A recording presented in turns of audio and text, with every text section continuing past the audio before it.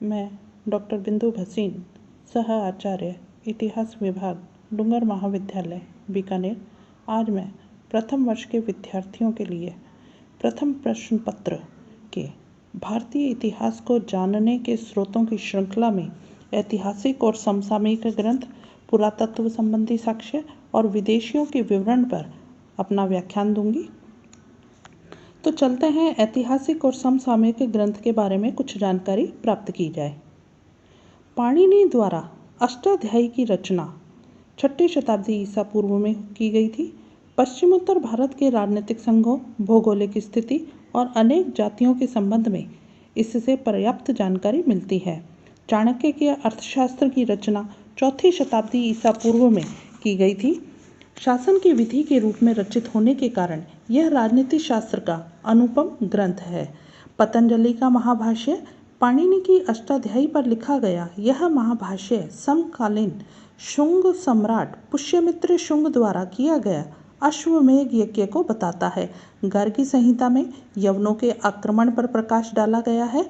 स्वप्न वासवदत्ता भास के इस नाटक से 6ठी शताब्दी ईसा पूर्व के भारत की राजनीतिक स्थिति का पता चलता है। संगम साहित्य में द्रविड़ संस्कृति पर आर्य संस्कृति का प्रभाव और दोनों के समन्वय से विकसित मिश्रित संस्कृति की जानकारी मिलती है। मालविकाग्निमित्र कालिदास द्वारा रचित है। मुद्रा राक्षस विशाखादत्त द्वारा रचित है, जिसमें नंदों के विनाश का वर्णन है। चाणक्य और नंद मंत्री मुद्रा राक्षस की कूटनीतिक चालों का भी इसमें अच्छा वर्णन किया गया है। बाण द्वारा रचित हर्षचरित्र 7वीं सदी के भारत के राजनीतिक, सामाजिक, आर्थिक, धार्मिक जीवन पर प्रकाश डालता है। इसकी रचना कादम्बनी है। नीति सागर में गुप्त काल में कामंदक द्वारा रचित यह ग्रंथ कौटिल्य का अर्थशास्त्र का संक्षिप्त रूप है। राजतरंगिणी, जो कि कल्हण द्वारा लिखी गई है, इसमें प्रारंभ से 12वीं सदी तक कश्मीर के इतिहास का विशद रूप से वर्णन किया गया है। कश्मीर के संपर्क में आने वालों का भी वर्णन इसमें है। पुरातत्व संबंधी साक्ष्य इसमें अभिलेख आते हैं।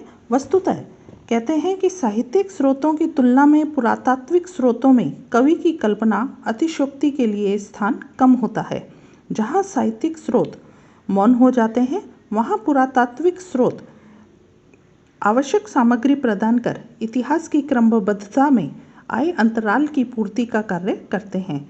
अभिलेख इसमें शासकों, सामंतों द्वारा विजय, दान, समारोह, कीर्ति कार्यों की स्मृति को चिर स्थायी बनाने के लिए अभिलेख उत्कीर्ण करवाने की परंपरा रही है। अभिलेखों से अगर हम लाभ को देखें तो पता चलता है कि अभिलेख इतिहास के अनेक महत्वपूर्ण घटनाओं के प्रतिपादक और पुष्टिकर्ता का कार्य करते हैं। प्रतिपादक के रूप में ये उन ऐतिहासिक तथ्यों को प्रस्तुत करते हैं जिनका ज्ञान हमें अन्य साधनों से प्राप्त नहीं होता, और पुष्टिकर्ता के रूप में ये अन्य साधनों से ज्ञात तथ्यों की पुष्टि या समर्थन करते हैं। अभिलेखों में अंकित तिथियों ने हमारे इतिहास को तिथिपरक बनाने में अपूर्व योगदान दिया है। ये तिथियाँ राजाओं का कालक्रम निर्धारित करने में सहायक सिद्ध होती हैं। पुष्टिकर्ता पतंजलि के महाभाष्य में उल्लेखित अश्वमेध यज्ञ की पुष्टि उसके अयोध्या अभिलेख से होती है। हर्ष के संबंध में बाण के कथन की पुष्टि उसके बांसखेड़ा और मधुबन के दानपत्रों से होती है। अभिलेख अनेक स्थानों पर अनेक रूपों में मिलते हैं, जैसे स्तंभ, शिलाएं, गुहाएं, मूर्तियां, ताम्रपत्र आदि। कलिंग नरेश खारवेल के हाथी गुम्फा अभिलेख, समुद्रगुप्त की प्रयाग प्रशस्ति, रुद्रदामन का जूनागढ़ अभिलेखों से इनके बारे में हमें जानकारी मिलती है। प्राकृतिक शिलाओं के अभाव में लेख लिखवाने के लिए प्रस्तर स्तंभों का प्रयोग किया गया। सांची, भरहुत, अमरावती के स्तूप इतिहास की दृष्टि से महत्वपूर्ण हैं। पुरातत्व संबंधी साक्ष्य में कलाकृतियाँ भी आती हैं, जिनसे हमें अनेक जानकारियाँ प्राप्त होती हैं। भित्ति चित्र, स्तंभ, मूर्तियाँ, खिलौने, आभूषण, मोहरें आदि भिन्न भिन्न स्थानों से प्राप्त हुए हैं। पुरातत्व संबंधी साक्ष्यों में स्मारक और भग्नावशेष भी शामिल है। खजुराहो की असंगत अश्लीलता से उस युग के सामाजिक पतन का हम अनुमान लगा सकते हैं। बहुत सी मूर्तियों के मिलने पर धार्मिक सहिष्णुता का भी पता चलता है। स्मारकों का सांस्कृतिक दृष्टि से भी बहुत अधिक महत्व है। इसी श्रृंखला में आगे देखें तो मिट्टी के बर्तन और मुद्राएं, जिससे हमें उस समय की सामाजिक, आर्थिक, धार्मिक स्थिति का पता चलता है। सिक्के जो हैं वो ईसा पूर्व 2री शताब्दी से ईसा सन की 3री शताब्दी तक के इतिहास की जानकारी के मुख्य स्रोत हैं। विदेशियों के विवरण के बारे में अगर हम जानना चाहें तो कहते हैं कि यूनानी लेखकों के विवरणों को 3 भागों में बांटा जा सकता है। सिकंदर के पूर्ववर्ती लेखक, दूसरा सिकंदर के समकालीन लेखक और तीसरा है सिकंदर के परवर्ती लेखक। यूनानी लेखक, इसमें हिकेटियस ने अपने ग्रंथ भूगोल में सिंधु प्रदेश का विवरण दिया है।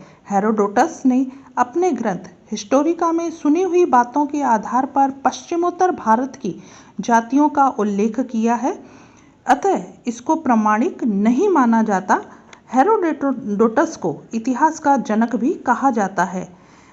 निआक्स विद्वान भी सिकंदर की सेना के साथ भारत आया था, लेकिन इनके मूल लेख अब उपलब्ध नहीं हैं। ओनेसाइक्रिटिस ने सिकंदर की जीवनी और एरिस्टोब्यूलस ने युद्ध का इतिहास लिखा। मेगास्थनीज आलोचनात्मक इतिहास के रूप में रहा, स्ट्रैबो से जो अधिक प्रसिद्ध है। एरियन का दृष्टिकोण स्ट्रैबो से अधिक सही है। रोमन लेखक टालेमी द्वारा बनाया गया भारत का नक्शा अब तक उपलब्ध है। चीनी लेखकों के बारे में हम अगर जानकारी लेना चाहें तो पता चलता है कि सुमाचीन, फाइयान, हेनसांग, इत्सिंग इत्यादि ने भारतीय इतिहास को जानने के स्रोतों के रूप में हमारी बहुत बड़ी मदद की है, क्योंकि उन्होंने उस समय के सामाजिक, आर्थिक, धार्मिक स्थिति पर अपने विचार लिखे हैं। तिब्बती लेखकों के अगर बारे में हम जानना चाहें तो पता चलता है कि तारानाथ ने कंग्यूर और तंग्यूर नामक 2 ग्रंथों की रचना करी, परंतु यह धार्मिक पक्षपात और अविश्वसनीय तथ्यों से भरा पड़ा है। कहते हैं हेनसांग का जो यात्रा वृत्तांत है वो पाश्चात्य संसार के लेख नामक पुस्तक में भी लिपिबद्ध है। अब हम ये कह सकते हैं कि डॉक्टर V.A. स्मिथ, जिनकी हमें बात बहुत सटीक लगती है कि विद्यार्थी केवल साहित्यिक साक्ष्य तक सीमित रहकर भारतीय धर्म और कला के इतिहास को पूर्ण रूप से नहीं समझ सकते। इस हेतु स्मारकों और कलात्मकता का साक्ष्य समान रूप से महत्वपूर्ण है। इस तरह से भारतीय इतिहास को जानने के स्रोतों को हमने पढ़ा, किस तरह से कि भारतीय धर्म ग्रंथ के रूप में हमें भारतीय इतिहास को जानने की जानकारी मिलती है। उसके पश्चात हमें ऐतिहासिक और समसामयिक ग्रंथ को अगर हम पढ़ें तो भारतीय इतिहास को जानने में हमें मदद मिलती है। पुरातात्विक संबंधी साक्ष्य भी हमें हमारे इतिहास को जानने में बहुत महत्वपूर्ण भूमिका निभाते हैं और विदेशियों के विवरण से भी हमें कुछ जानकारी अवश्य प्राप्त होती है। धन्यवाद।